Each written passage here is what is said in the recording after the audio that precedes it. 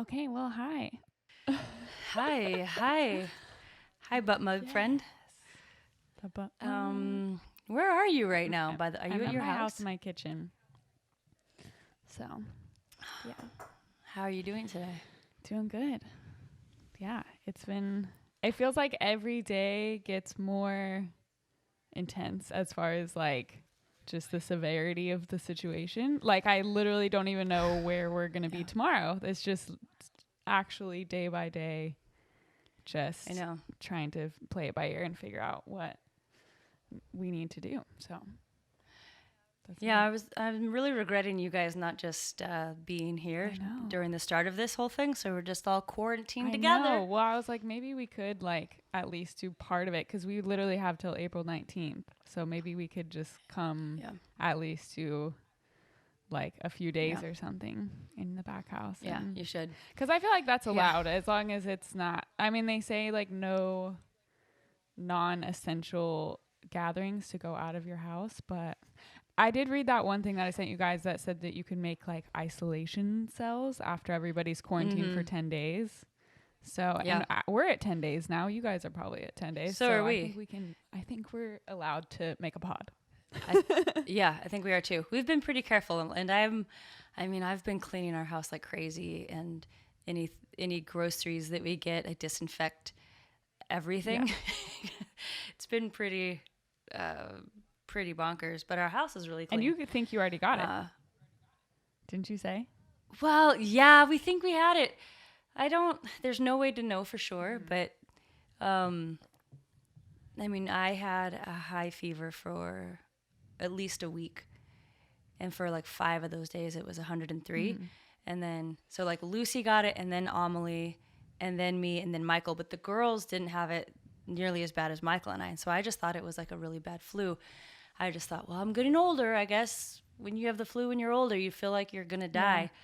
But I laid in bed like writhing. I was writhing like this, just like, oh my, oh, just all, it's the only thing I could do was just massage my body, because it felt like everyone says, it felt like knives all over my body. Everything hurt. I was hallucinating. Michael had hallucinations, but we don't know. Yeah. We don't There's no way know to for know. sure if we had it. But we were traveling a lot. We went to Japan and a few different places. What was it? Before Christmas. Dang. And so we think we had it like in January. Dang. That's so Or nuts. maybe, yeah. I'm like, how did I not get it then? Because I see you guys all the time. But I guess I wouldn't have seen you in that phase when you were contagious because we were in India.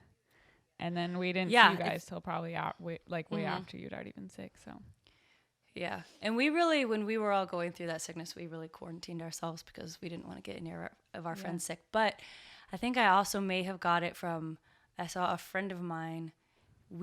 I had been in Colorado with the girls, and I thought I just had a little bit of a cold, but then I saw a friend who he had been sick for 2 weeks straight and said it was just awful. He felt like he was dying.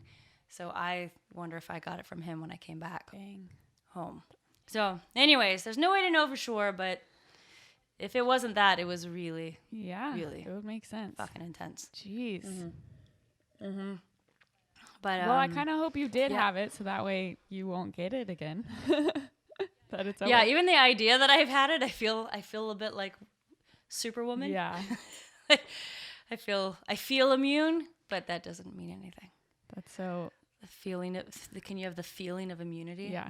But maybe even just the power of thoughts will help me. I don't know. I don't know. We've been like saying our like new mantra is like, we will be in the 20%.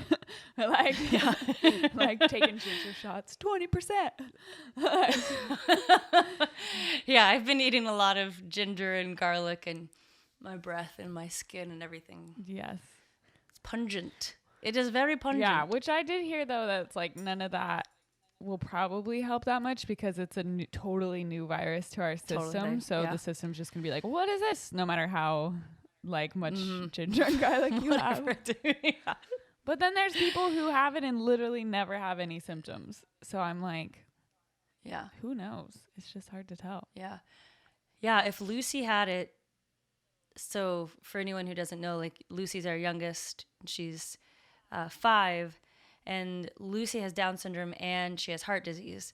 So like having Down syndrome doesn't automatically mean that you have a low immune system, but so there's just a bunch of different, factors that can go into what makes her immune system low. But she's on thyroid medication, and so that helps balance her out. But then she's had 2 heart surgeries. And so she would be one of the people who are high risk for it.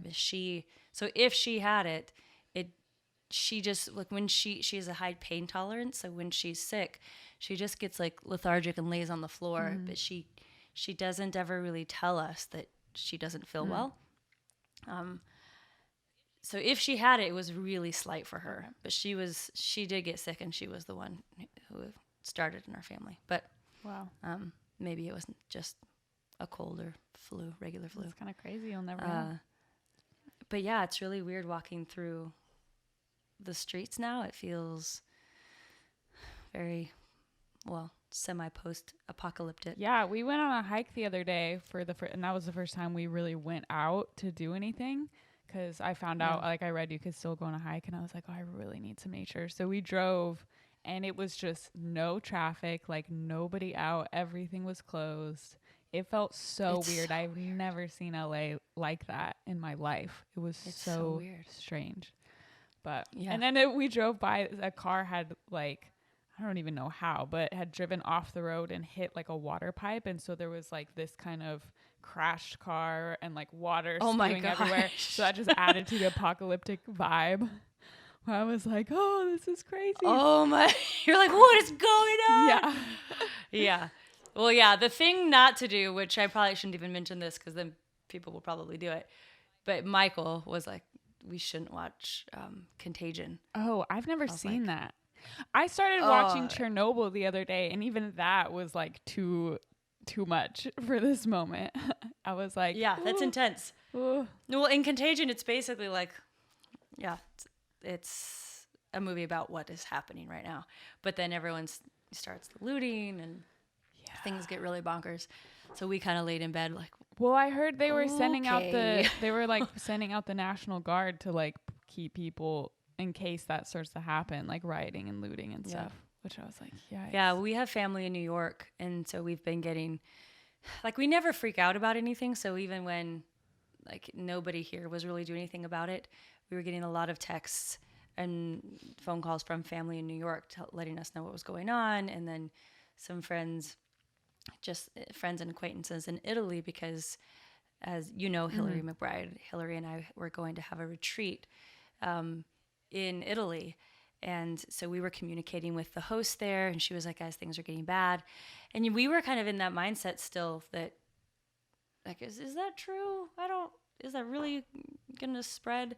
But then we got word that even if we went and we kept the retreat, Hillary and I would have been quarantined for 2 weeks, no matter what, like on the way back. And so this was all like early on when, everyone, all of us early on being like, US, what, a week, 2 weeks? It's like it all changed so fast. I mean, this was 2 weeks ago. That's crazy. 2 weeks ago, everything changed. So different 2 weeks ago. That you would even consider, so like, should we still go to Italy? No. Yeah. I was like, no fucking way. But now all the other, like so many of the other retreats are kind of up in the air, which will. I mean, we're taking it one day at a time, so I don't want to say that they probably will be canceled, but all of the schools are canceled. Our girls will probably be home for the rest of the year. Yeah. We kept getting updates every day from the school. At first, their school was just like reassuring parents that they're cleaning everything and that everyone was healthy. They're sending teachers home that have any kind of cough. And they were our girls go to a charter school. And so they were trying hard to keep it open, especially for kids. I mean, because it's the whole snowball effect, right? Like if they wanted to keep the kids at school, because then the parents that work, what are they going to do if they send the kids home? What are the parents going to do? But then everything started shutting down, right? Like all the jobs and the schools and everything. But that's, there's a lot of, their school is incredibly diverse and inclusive, which we love. So there's a lot of kids who don't have food. They had breakfast and lunch and then after school snacks there at the school every day. And so I really love what this school is doing. They're still handing out food to all the kids who need it, the families who like were eligible for the free breakfast and lunch program. Dang. But it's crazy. It's like we've never experienced this. Yeah. Like that everyone going through, not to the same degree, but everyone going through something together. And for me, it's like when it started, it kind of was like this unraveling. Well, like, so I managed some properties as well. Did you know that? Yeah. Yeah. You told me about that Okay. because we were talking about like Rich Dad, Poor Dad, that book forever ago. Yeah. And we started talking about properties and all that. What a funny thing that we read a long time ago. Rich Dad, Poor Dad. Oh man. So we invested in a couple properties a long time ago, just saved up, and then got a duplex in Michigan. And then everything tanked in Michigan. So like we've been through some ups and downs with properties, but the whole idea was that like if something were to happen, you know, that these properties would keep us afloat. And that we would teach the girls how to manage these properties, and that's how they would work their way through college. So that's the first thing I went to. I was like, well, at least we have the rental income to keep us afloat when everything else falls. But then our renters are even now, like a lot of them are contacting us or moving out and they're not able to pay. So it's just this like unraveling that you feel like you're like grasping at straws. Like, okay, well, if that, then this, I'll hold on to this income. Oh, and that, you realize how it all kind of unravels. And it's so devastating, but also, God, like what a practice of letting go. Yeah. Right? All the things that we think will sustain and uphold us, and when it all falls, like it's a lot of the same feelings. I mean, very, very different. This is obviously like a much bigger, grander scale. But when we had Lucy, and we realized that we're going to be in the hospital for a while, and she had heart surgeries, and then our insurance was rejecting some of the claims, it was like you just realize like I had this experience when we were in the hospital, and I'm having that now, like when the shit hits the fan, there's nothing to do but let go and open up your hands and just be in what is. And, you know, we all talk about suffering a lot in our friend group. And suffering is what happens when we're resisting, constricting. We don't want what is in front of us. We want things to be different. And that's when we don't just feel pain, but we are thrown into the suffering of it. So yeah, there's a lot of those feelings right now. Just me trying to let go, open up my hands, and just be in the moment. Yeah, it's interesting realizing through all of this how much money and financial security is like directly tied to our survival instincts at this point in our life, like the way that we live culturally. Having money is survival, and losing money is the biggest threat to your survival. So all of that is like, that's where we start to go, all those primitive instincts, thinking about what do I do? How do I figure this out? How do I make sure that I'm going to be okay and that my family's going to be okay? That's all tied to the economy and our income. And what we're facing right now is not just like an individual, like this thing for me kind of fell through, or this industry fell through. No, this is like an economic recession that apparently I was doing some research on it, and it has been coming already. This just kind of sped it up. It came a little sooner because of the coronavirus, but that's why we were talking the other night in the hot tub about like all those CEOs pulling out. And it's because they knew that this was already coming. Everybody just thought it was going to be a little bit later. So, and I've never faced anything like this in my life as far as like a massive crash of the entire system. But that's what we're looking at. And there's like nothing scarier to the modern human being than that. Yeah. Yeah. That's a big old threat. It's a big threat. It's a big threat to our survival. Yeah. Yeah. Yeah. It's and then on top of that, to have a wild. physical threat of this virus, you know, at the same time, it's just, it puts you in this space of overload where you're like, I can't, I don't know how to process all of this happening at once, and everything's changing on such a day-to-day basis. It kind of forces you to live in the moment when those things happen, because you can't handle. We literally can't think about the future right now because we don't know what's going to happen. We can't make plans. Yeah. We can't like try to protect ourselves and figure that this, we just have to take it day by day. Yeah. Which is pretty nuts. Well, and that's like, we actually, I don't want to say like there was some that I like knew for sure, but I was like really feeling that energetically. Like something is about to happen, and things are like, it just felt like we were about to go into a recession.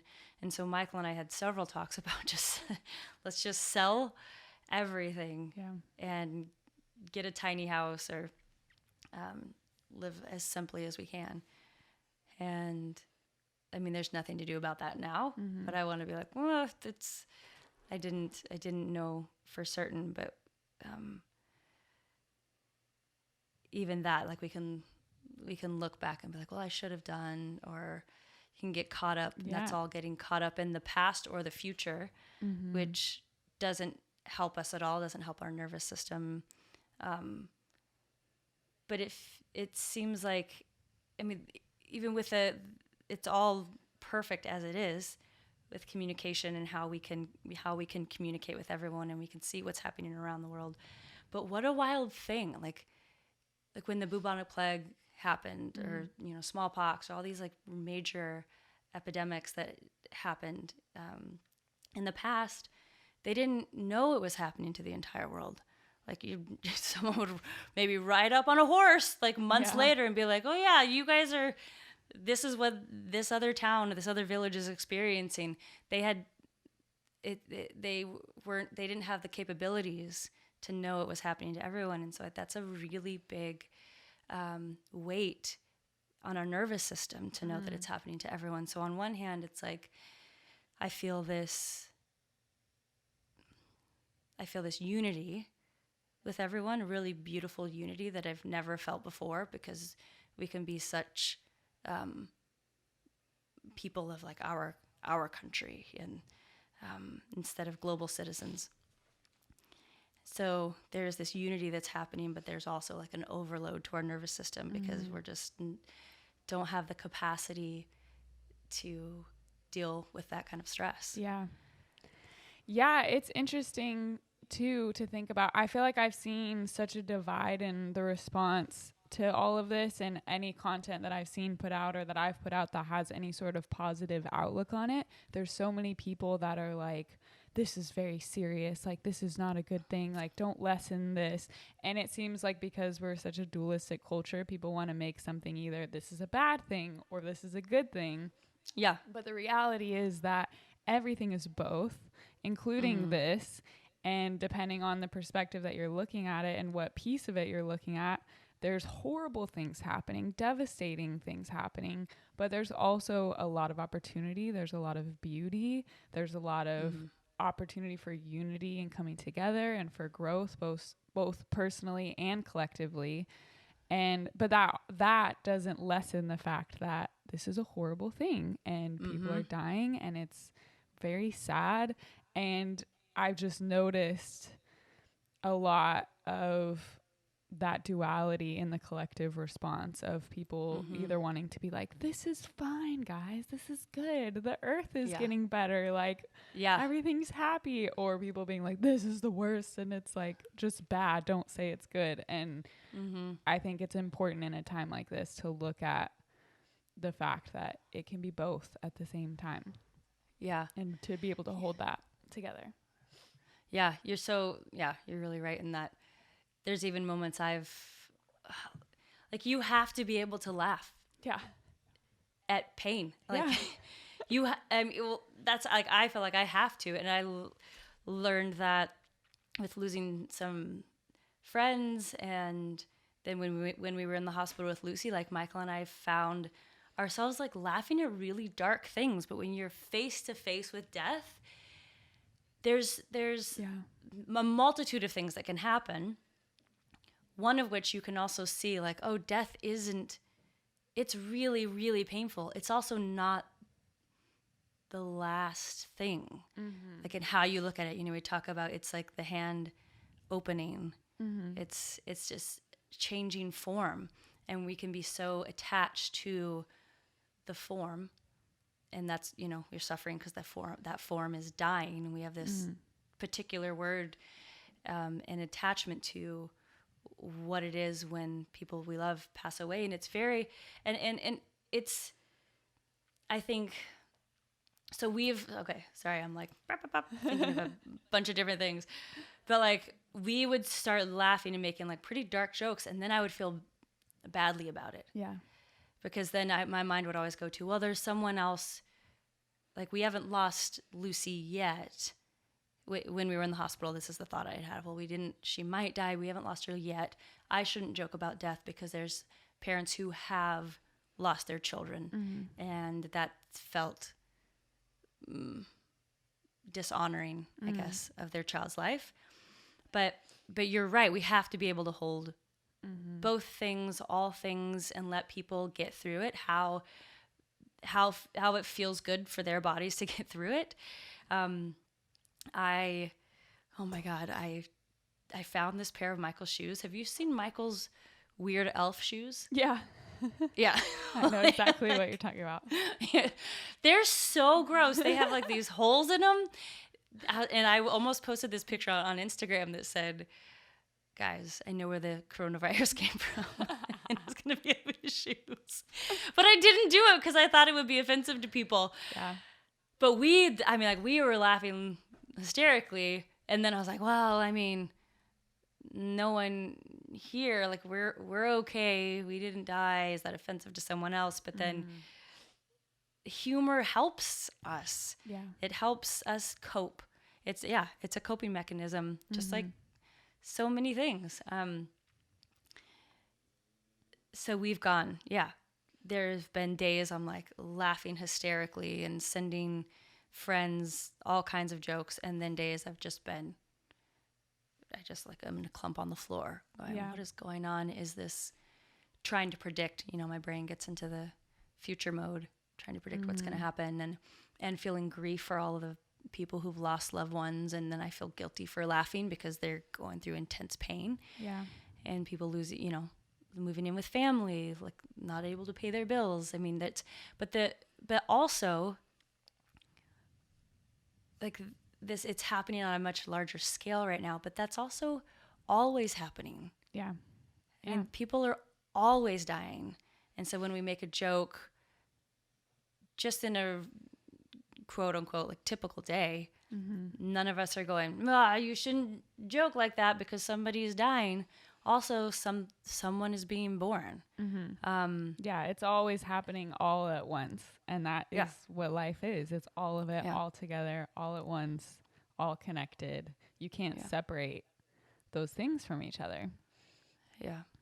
So, yeah, that's been a big observation and realization that I've had among all of this for sure. Because I think people are they're afraid of invalidating pain or lessening it or also avoiding it. I think people are afraid of like using positivity to avoid what you're feeling. So I think there's a subtlety there in embracing all of it and kind of the roller coaster of the ups and downs of, okay, I'm feeling really sad and in the pain right now and accepting that, not resisting that either. And then if you want to laugh and have a dance party and like, then be there and allow all of it, allow all the roller coaster of emotions and don't have judgment towards anything that you're feeling or needing and knowing that that's a process and that it's all okay. And as a content creator, it's been really interesting because and just being a 9, this is kind of my whole life being a content creator, but I'm like, well, this person needs this, but then that's going to make this person upset. And you can get so paralyzed in just trying to figure out how to give something that's helpful to everybody. And the truth is that you can't. Like the making the joke or making the positive thing is going to make one person feel better, and then it's going to make the person who just lost someone upset. And that's just you can't take any responsibility for that. Like it just is what it is. Everyone's going to have their reaction. Yeah, I've definitely felt that as a 2. Like every like group, I think you've witnessed that from me. Like every group that we're in, it's sometimes I like can't just enjoy myself and the conversation I'm in, because like I like to call spidey senses, because at first I was just like labeling it as a downfall, and now I'm like, no, that's like a superpower. But to be able to like read a whole room and know where different people are at, but then oftentimes, that blocks me from really having like a one-on-one conversation with someone, because I want to make sure everyone's okay, or saying what I want to say, because I'm afraid it'll offend someone. And that's even in music, the music that we write, how many times I haven't said what I wanted to say, because I'm like, okay, how is that going to affect that person? How are they going to read it? And the truth is, you can't. And if you just say what you're feeling in the moment, there's someone that's going to be feeling the same thing. And it's for that person. And if someone else is offended, it's not for them. That's the downside of being somebody who's very empathetic and intuitive. Actually, when I've been doing all this research about anxiety and making a bunch of content around that, I came across a study that connected anxiety to people who are more intuitive and empathetic. They tend to be people who have more anxiety, which makes so much sense to me, because it's the people who are aware of like everything and everybody's reactions and how people are feeling. And it was saying people with anxiety are very sensitive to even changes in someone's facial expressions more than like the normal person. So it's like, okay, so all the anxious people are actually just these very sensitive, empathetic, intuitive people who are just, they don't have enough boundaries to be able to separate themselves from everything that they feel happening all the time. Interesting. Michael we used to get in these arguments, because I'd be like, what was that? What was that look on your face? And he was like, it was just a tiny look. Like, why would you, first of all, how do you know what I'm thinking? And second of all, like, just don't worry about it. It was a slight thing. And then I will never forget the day that I read that we are, our communication is 90% nonverbal. I was like, see, I knew it. And just energetically, I could read him so well, and it frustrated him because he couldn't like hide anything. But he was not in connection with that energy. And we could go on that rabbit trail of like, that's what patriarchy does to men. Dampens their ability to, not everyone, but some men's ability to be in their body and feel. But now, Michael, I mean, it's the same with both of us. We don't even have to say a word. Wake up in the morning, just look at each other, or just laying beside each other going, hey, what's wrong? Or hey, where are you? Where'd you go? And a lot of times we can read each other before we can read ourselves. But I feel that, and have been doing a lot of practice around just being able to feel my energy. So like I could feel everyone else's energy so much that it really affects me. So I've felt a bit like a toddler learning how to do this, because sometimes like the more in touch I am, the more like in tune I am with other people's energy, the more overloaded I was starting to feel. And so I started doing a lot of practices around like, I don't have to respond. My body doesn't have to respond based on someone else's like negative mood or negative emotions. I just found that I was shifting myself so much based on other people. So how can I be okay in my body and hold my energy here, instead of constantly like it going out or being so open that it shifts my entire centeredness. Yeah. Yeah, there's a lot of nuances there and a lot of work to be done in that space. I found too with Stefano and I in our relationship, because we're both very intuitive and very perceptive, but then we started to notice that there's a very fine line between being perceptive on something and then also projecting or having that kind of like viewing it through that psychological lens of, oh, you're feeling this way towards me, when that isn't what the person was thinking or doing.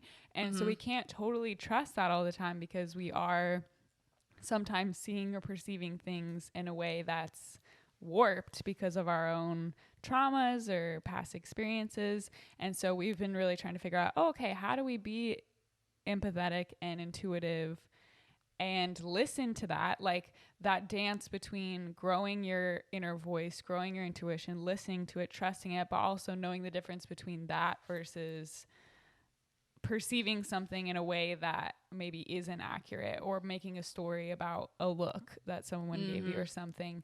And the biggest tool that we've kind of found in that is noticing it and feeling it as just energy, but not jumping to a story about it without a conversation. So if I feel something, or he gives me a look, or something's happening, instead of being like, well, I just felt that you just were thinking this, and making a whole story about it, being like, oh, I just felt something. What was it? Like, let's talk about it. And you can still kind of listen and notice, oh, there was a shift in energy, something just happened. But normally where it turns into an ego story is the story that we make upon that energy shift, which a lot of times has to do with our own past issues, we found. Yeah, I found most often, and I'm still learning to like have this like combo of logic and emotion, like my emotions and my logic can be friends. Yeah. Because we became such creatures of logic and thought and reason. That's the way. And ignore, shutting down the body and transcend the body has been a big, not just hurdle, but we've practiced that, throughout history. This is the place where we experience pain. So if we can shut this down, then we can transcend that and experience God, enlightenment. But so I felt that, like, I know I did that for a while in my life, and then was so like, no, it's all about emotions, and everything is feeling so much. I mean, the pendulum always swings, so it's fine. It's fine. But it's okay, guys. It's fucking fine. But I could feel, I was like, I was just caught in this like whirlwind of emotions. But my body, like so much that my body was like screaming, like all of the emotions were finally coming out, which was good. I was listening and saying, oh my gosh, you've been hurting and you've been so ignored that now, like, you're really letting me know all the times I wasn't listening to you. But then there is that place where you come back to, like, the marriage of emotion and logic. Like, okay, I know I'm feeling this, but also what I've learned is a lot of the times I'm projecting my emotions on someone else, or my whatever ego thing I have. I'm seeing that, and I think that's Michael, but it's really just the projection of myself. And that's been really good for me to find that balance that I'm still finding. Yeah. Still finding it. Yeah. Dance. Pause real quick. I have to plug my laptop in. It just said low battery because I didn't plug it in. 1 second. Okay, yeah.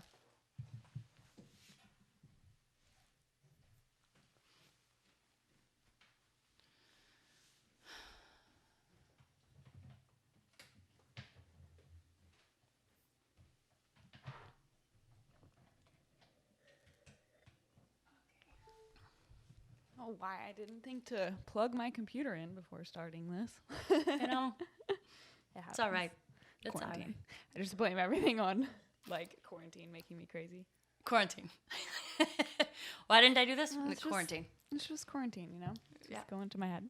We're in quarantine. Yeah. What? It like keeps hitting me over and over. What is happening? Oh my God. Crazy. Yes. Like, we're meeting here because we can't meet face to face. I know. Well, we'll definitely still have to do one, like, once whatever day comes when we can do that again. I still want to have you, like, over, and we'll, like, do another in-person one. But yeah, we will. Yeah, it's weird. It's like little by little, just more, it's layers of the onion just peeling off of like, oh, then that goes and that goes. And more of the day-to-day starts changing. I feel like even still, it's crazy. Things where I'm like, oh yeah, I didn't even think twice about it when we first were talking about it. And then I realized this is technically against the law right now. I guess if it's like a government mandate that we're not allowed to do that. I was like, I guess we should honor the government. Yeah, but it's such a shift. It really is such a shift in weird. Everyone's thinking. Like, we've never faced anything like this, so we have the feeling that like, no, we're invincible. I remember the first time I experienced a tornado warning. I grew up in New Mexico, and so we never had anything like that, and we didn't have that. We didn't have a ton of snow. Like, there was a little bit of snow, but there wasn't anything like, there was no major earthquakes or tornadoes or flooding. We lived in the desert. Yeah. So I moved to Tulsa, Oklahoma. I'm dating Michael at the time, and I'm at his house, and he's not there. And I was just, he was like driving back from a gig, and I was waiting for him at his house. And we were watching the news, and they were saying like, this tornado's getting close. You need to take shelter. And I remember I was just like glued to the TV. Like, I couldn't believe it was happening. It was exciting kind of, because I'd never felt anything like that. And then I realized, like, I hear Michael's mom yelling at me, Lisa, take cover. And they're all hiding in closets or like with things over their heads. And I was by myself in the living room watching TV. And I thought it was ridiculous that they were all hiding. And then it just suddenly like hit me like, oh my God, this is serious, and people go through this all the time. So yeah, I ended up hiding, but it's and we were okay, but it was the tornado that hit Oklahoma City, and it was really, really bad. Oh wow. 5 and tore up a lot of Oklahoma City. But we haven't been through it before. So it's hard, I think, at first for a lot of us, or a lot of our friends, who are pretty like news savvy and I think the group that we all hang out with, right? When you say like, even our friend Science Mike like keeps everyone up to date on what's going on. But I'd found like I hadn't talked to Mike in a while, and he was like one of my main sources for like the facts. And I had been in this like phase of just not watching the news. I got really sick of all the political stress and drama. Mm-hmm. So that's like the phase that I was in when all of this started happening.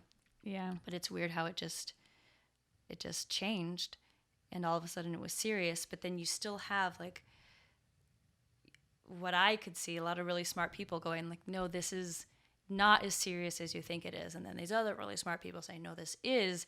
No, it's not about how many deaths there's been. It's about what could be, or it's what it's going to cause to, the spiral to the economy.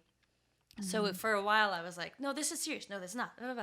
I was like in this tug of war for a little bit.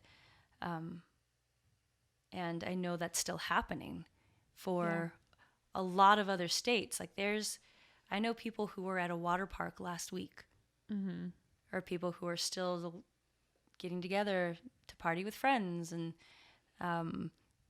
it's a lot of the parks in California. I mean, people are taking it very seriously, but we did take the girls out to a park just to get out. But a lot of the people were like, they're not doing the 6-foot distance thing. Yeah. And so it's just such a different way of living because we haven't experienced it before, that it's hard to know I think it's hard for a lot of people to really take it seriously and abide by the new rules. Well, it's already hard for people to take action if it's not directly affecting them. Like we have some resistance against that as humans where we're like, oh, it's not affecting me, so I don't need to do anything until it's too late. And then that's when we want to take it seriously. But the big thing with this is that we have to take it seriously before it's too late. But people are like, oh, it's not a big deal. But then they go buy all the toilet paper and do weird things, which makes more of a crisis because now there's actually a food crisis when there didn't need to be one. Yeah. So it's just silly the way primates handle things. Yeah. Yeah. But I'm about to plant a garden here today. Do it. I mean, we already have a lot of stuff growing, but and again, neither Michael nor I have ever been people who are like alarmists, but we're like, okay, just in case, this might be a smart idea. Yeah, it's like now I've started to realize now why people live off the grid. And I'm like, that commune we talked about like a year ago. Yeah, probably would have been a good idea. It would have been good to have like a totally sustainable place. Well, when we're all like sure that we're cool. I mean, hit our 14 days. You guys can just come live here. We'll have a garden. I mean, I'm homeschooling the girls. Yeah. We can make music, podcasts. Love it. And see what happens. Yes. God. Oh my gosh. How's it been having the girls home? Have you done anything? Do you have any advice to parents with their kids home? Yeah. I mean, I have to be honest. We're really, really fortunate because we have a girl that lives with us, Monique. Mm-hmm. But for the other people who don't know, we have a girl who lives with us that helps with the girls. And we got her early on, or she started living with us about a year and a half ago and was helping with therapies with Lucy. And so we have some help, which I know a lot of people don't have. So we're doing good, but but even in that, like, there's times it's like really chaotic and crazy, and we're all like, it's like we come together and everything feels amazing and wonderful, and we're so grateful that everyone's home. And then sure enough, there's like a fight or a blow up, and then it's like everyone goes to their like respective places in the house or in the backyard to just get some alone time. Mm-hmm. But it's definitely teaching us how to be all together more. And I really like it. And again, I know I can say that because we also have like an extra body in the house that's helping like manage the chaos. But before this happened, I was thinking about homeschooling the girls because I really missed them. I was just questioning, our education system. I was homeschooled, and I'm really glad I was. And Amelie was having there's just so much bullying. There's so much bullying in the school. And so every day she was coming home with another story. And some of it was in relation to Lucy and Lucy having Down syndrome and a kid making fun of Lucy. So we were kind of at this crossroads, not sure what we're going to do about school. So this is like our trial period. Mm-hmm. And sometimes, like even this morning, I sat down and was doing homeschool with them, and it felt just great and cozy. And then about 2 hours in, I was like, okay, all right, I need to get out of here. Yeah. There's so much need here. So it's been up and down. Do they have any sort of online or any school stuff that's still connected to their school?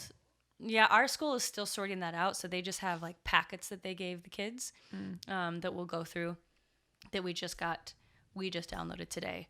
But there's not like a set schedule from our teachers yet. But there's also there's a lot of parents who homeschool that are giving away like their daily routines and what they do, and a lot of like art resources that they have. That's been like people are giving away a shit ton of free stuff right now. Yeah. Like Masterclass is giving away free stuff. This woman, Rachel Cargill, who I follow on Instagram, she's an author and a speaker. She does every day a story time for kids. Like there's just so many people who are doing free stuff right now. Yeah. To help bring everyone together. Yeah. It's nice. Yeah. That's like the beautiful side of these things is seeing everyone kind of come together and do what they can to help each Yeah. other. And I've seen like online classes and fitness stuff, workouts, dance parties, like all kinds of things Yeah. being offered, which just helps. Yeah, I think like a nice balance between like calm, something that's calm, some kind of art project is nice, and then a dance party is like what we like. That's the things we most fluctuate between because we're all feeling this energy, and it's like it has to move through you. Instead, like, and meditation's great, you know, like we all are involved in these beautiful practices, but what I'm experiencing within our friend group and the, you know, like sacred feminine that Hillary and I do, and then just I don't, yeah, sometimes I'm like, everyone's experiencing this, right? But it might just be Los Angeles. But like spiritual practices have so been about going away in like your closet or going in solitude and being quiet and calm. And it's like we forgot the importance of dance and movement. Even if you're wheelchair bound or not capable of moving around, in your body, like I connected with this one woman at the Wild Goose Festival, and she's in a wheelchair, and she does 5 rhythms dance with handicapped people, people with disabilities, people of different abilities, and it's just beautiful. Like however you move, whatever you can move, if you can just move your hand, if you could just move your foot, if you can't move your body at all, but you're in your essence, you're moving around, like your energy, that has been so helpful. So like instead of like having both of those practices, being able to sit and meditate and calm, but then also just letting the energy just go and just moving your body, like that's been so good for us. And it's so important for all of us. But yeah, kids having all of this energy, they feel the energy that's happening. Like our girls have been way more emotional right now than other times. Yeah. Or than before this started happening. That's what I mean. And they need that release. So instead of just being like, sit down, be calm, they need to move. Like our bodies are made to move, and we're so sedentary. We need practices that help us move the energy. Yeah.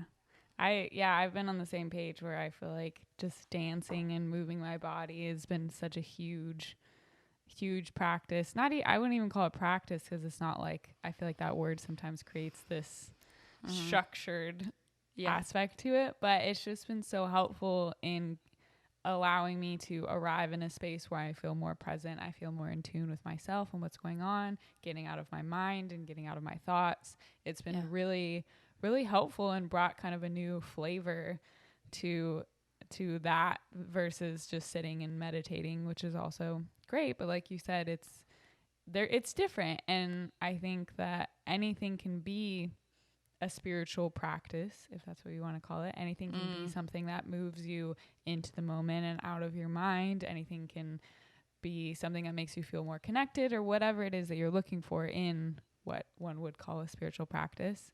We can find that in a lot of different things. Yeah. So, you know, I'm really glad you said that, because do we need to cut this off? oh no. Okay. Like, wait, should we stop right now? Because I've been thinking about that. Like, there's all these things we've labeled spiritual practice that just makes it very serious sounding. Yeah. And just how everything, I don't want to say should be play, but everything can be play. Yeah. And isn't that feel better than like, even in like, I remember practicing piano as a kid, and I mean, there's certain things that felt more practiced, but it was about the moment that I got into the practice mentality, I didn't like it. But if I was just in play mentality, then it was really fun and beautiful. And that's when like I could get into flow, like the flow state. And so, yeah, I guess that's just like the ego trying to feel really good about itself, labeling one thing spiritual practice, and like it's still creating a duality.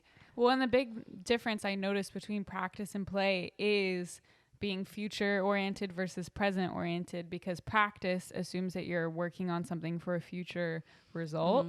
So if I'm practicing piano, it's like to get better, to do whatever, it puts the focus on the future. Whereas play is just experiencing the moment as it is, because you enjoy that in the moment. And that's been a huge shift in my meditation practice, is in the past year or so, is looking at it less of like, I'm doing this so that I can create this result later or go to this place. And it was very escapist and future oriented, rather than this feels good right now. And that's why I want to do it right now, because it feels good right now. And so that was a huge change for me in the way that I approach meditation. And that's why I see dance, especially the kind of dance that, we've all done together, and just like moving our bodies how we want to do it. And that's been a huge form of meditation for me, because it's play, it's in the moment, and you're just, getting into your body and out of your head. So I think, I mean, that like points to in the Christian tradition, in the Christian literature, in the scripture, it says like you must become like little kids. And it's so wild how even in that tradition, that same tradition, which this has happened in every religious tradition, like it's like as soon as you start writing it down, like the people that are like even like second to second, the people that are around Ram Dass, or the people that are around Jesus, the people that are around the Buddha, like immediately start making it formulaic. And so it says like be like kids, but then you had to get away from the kids to do the spiritual practice. And you're like, no, you're not seeing, like they're playing, they're in the play. And that's been beautiful with having kids, as I've seen myself try to like escape. And I just don't want to play, and that seems boring. There's no point or purpose. And that's definitely been a lesson for me and my old ego. And we can play pretend serious, and that's fun sometimes too. But then the moment we actually take it seriously, then it tends to be less fun. I found like even the serious stuff can have an attitude behind it of like, this is still the game. Like otherwise it's not, for me at least, it gets less fun when it becomes actually serious. Even in like my hustle mentality, as people say it, or like building and creating, which there seems to be a big juxtaposition of those things, of the people who are like, be present, be now, and then the people who are like, no, I can't, because I have to create all these things and I want to be successful. And people want to make those contradictory to each other, but that is the game too. That is play too, to build a business and like create things, or, we're playing the game of life. And so even those things that are serious, like I'm being an adult and I'm putting on my suit and I'm, making money, that's also play. It's the moment that like you feel like, which I'm talking about myself, that there's some hierarchy of like importance or purpose. Like this is the lesser, which is like, and that's why like even in some traditions, it's like, no, the women, you are the lesser, and so then therefore you take care of the children's, and then the men can go away and do like the important work. And I realized that as much as I was like trying to battle patriarchy, I was following the footsteps that patriarchy laid for me. I was trying to like fight it with its own weapons. Like instead of subverting it, I've been the teacher was born out of my body, and I don't need to escape the teacher. Anyway. Moments like this can be really good to help people realize that too, because a big lesson is just the temporary nature of things. And so when things start to go away and we experience loss, that reminds us, oh, none of that mattered anyway.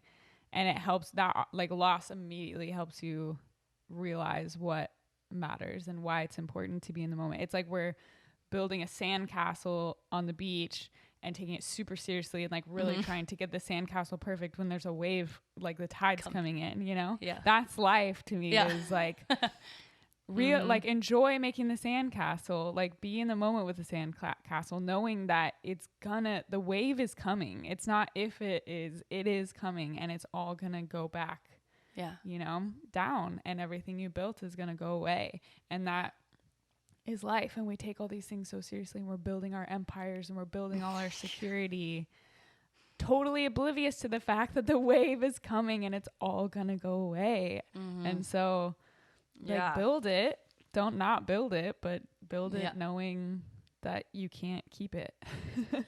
That's so there's this like retreat I wanted to go on. It's like this super intense retreat, and one of the practices they do all this like really intense stuff to like reprogram your mind and body. But one of the things they do is they like, which I think is beautiful, but they take like cups and they like put sand in the cups, and then they have to do like so many of these to like create molds, and then they destroy it all. And I remember thinking like, oh my God, that sounds amazing. I just need to do that. Like that, what a beautiful practice. I want to go do that. And it was like $1,000 or something like that to go on this thing. And I just realized, I was like, you are doing that. Yeah. That's what you're fucking doing every day. But that sounds better, because that was like the spiritual practice, right? I was like, I get what they're trying to do is help people realize that that's what it's all about. And some people need to go spend $1,000 and to realize whatever. But I'm like, that's what I'm doing. Yeah. And I can do that here. The other thing just sounds really romantic. Yeah.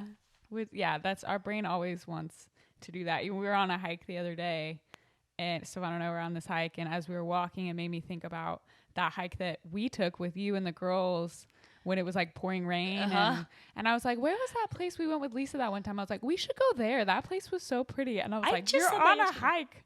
You're on a hike right now. You're doing it now. Like, be on this hike.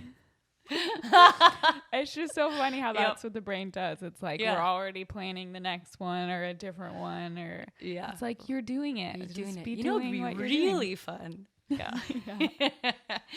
I said the same thing when we were at the park with the girls. I said that very hike. That was I was a good hike. We should go back and do it. You know what we should do? Yeah, that's so funny. I said the same thing. This was like 2 days ago. Yeah, it's just that mechanism. I mean, we do it all the time with all sorts of things, and that's the hack, is to catch yourself doing that and be like, oh, this moment is good. Like I'll just be here with what's happening now. But all our camping got canceled. I'm really bummed about it, because we were really stoked about more nature time, but I guess all the parks are closing. Yeah, so sad. We'll go to the waterfall again. We'll do that one. Yeah, we can still hike, but can't camp. Yeah. But yeah. I did have if you want me to, I had a really beautiful poem from Hafez that I could read for people. Oh, please, my it's favorite. Really nice that we can, just like as we get towards, I'm guessing this is towards the end. Is that what we're okay? Is it the yes? This is the end. Are you holding the gift? Is that the book that's in your hand? Mm-hmm. So good. It's my favorite. It's so good. Yeah, there were 2 different ones, but I don't remember what the other one was. And I think this is a nice, you could say, practice or play, whatever you like to call it, for people who are having a hard time being in the moment. I'm sure everyone has heard a lot of people talk about, like, if you're feeling anxiety, you can just sit and listen to sounds or name things. So sometimes when you're just feeling overwhelmed, and meditate, like, just sometimes the mind can be like a water bottle rolling down a hill, and as soon as it hits the curb, like, the water is still going, like, inside the water bottle. And so for some people, like, just sitting down and trying to meditate can cause more frustration. So the practice or the play of just naming things and listening to sounds can be helpful. It's like a thing that helps the water slow. So this poem is called Stay Close to Those Sounds. It says, the sun turns a key in a lock each day, as soon as it crawls out of bed.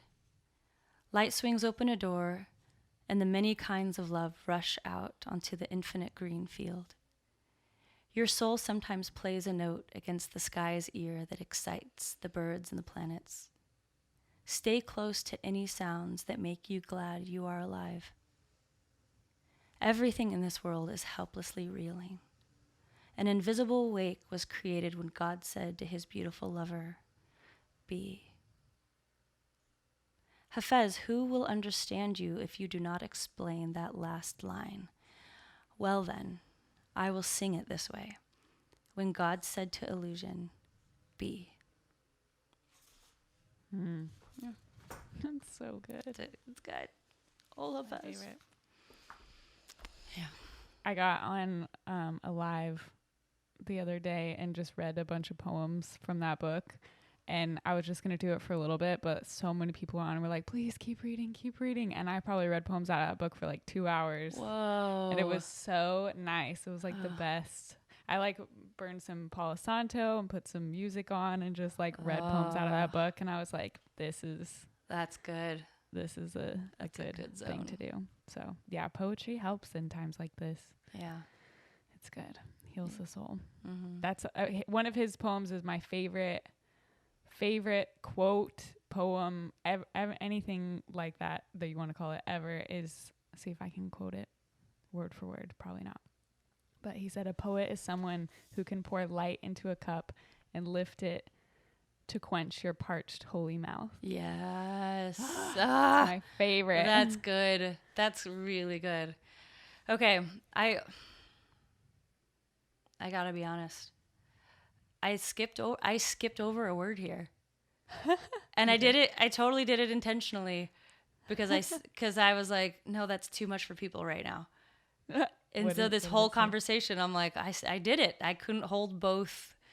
I couldn't hold it all. Like I couldn't do it. Oh my God. So I skipped over the word. So I'm going to say this part again. Yeah. Like my two-ness was like, you got to be careful for everyone.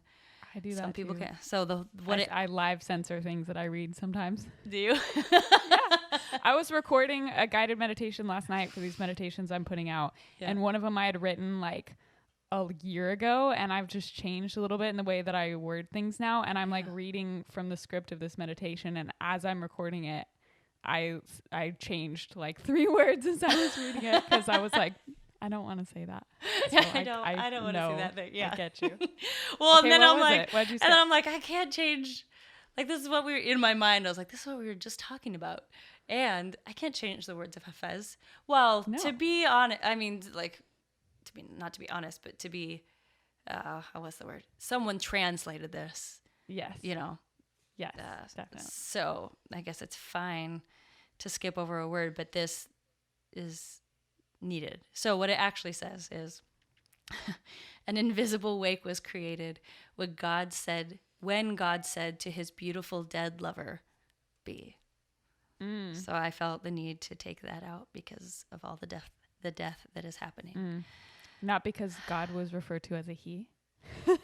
That's what I should have censored. Okay, what I'm gonna say is an invisible wake was created when God said to her beautiful dead lover. There we go. No, it's funny because I actually think when I was reading all those poems out of that book on the live, there was a few times where I live censored a few moments because sometimes the language of that book, I don't know if it's the translator or the original, but some of the language using he's and just the way it talks about God sometimes sounds like super evangelical, or I don't know it, and in a way where I just was reading it and I was like, I'm gonna skip that line or change it, which is my own resistance to certain language. But so it's funny that you did that because I think I did the same thing actually.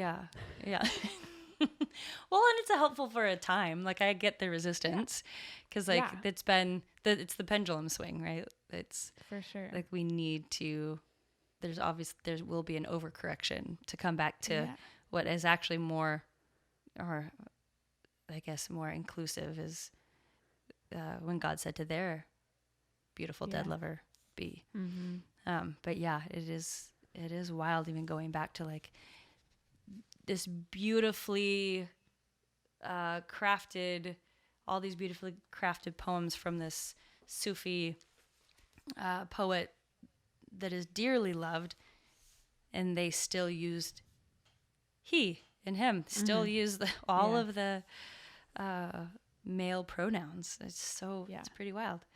But, they were taking a step. The step was needed. Yeah.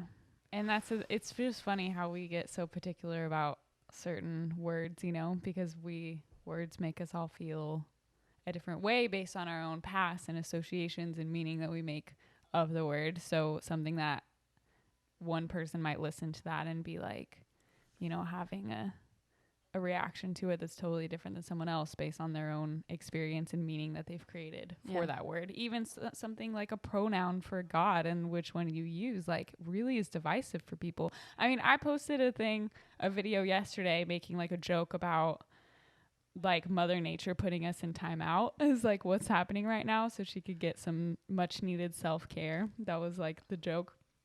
And I thought people were going to get mad because of me like making a joke about what's happening or saying that it's just nature like wanting a break from us.